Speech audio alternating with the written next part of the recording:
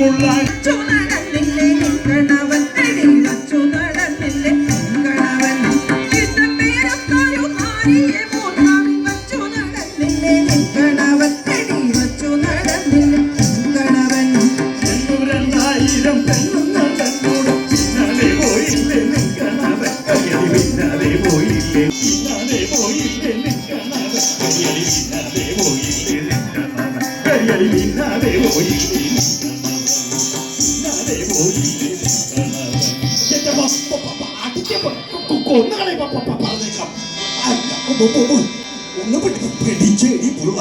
എങ്ങനെയാണ് മനുഷ്യന്റെ മുഖത്ത് നോക്കും? 2000 പെണ്ണുങ്ങളെ പുറകെ പോയില്ലേ, തൊട്ട് നിന്നില്ലേ, കട്ട് നിന്നില്ലേ എന്നൊക്കെ എന്നെ ചോദിച്ചത്. എന്റെ ഭഗവാനെ, അങ്കണമാർമണി മൗലികളാ നിങ്ങൾ തമ്മിൽ കലഹിക്കല്ലേ,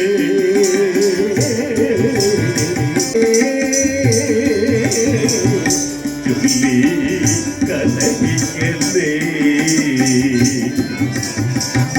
ശ്രീ മഹാദേവനും ശ്രീ മഹാവിഷ്ണുവും തങ്ങളിൽ ഭേദമില്ല, എത്രയുമേറ്റം നരച്ചു കുറച്ചൊരു വൃദ്ധൻ വാക്കുകൾ കേൾക്കറിങ്ങൾ. അങ്കണമാർമണി മൗലികളാ നിങ്ങൾ തമ്മിൽ പിണങ്ങരുതേ,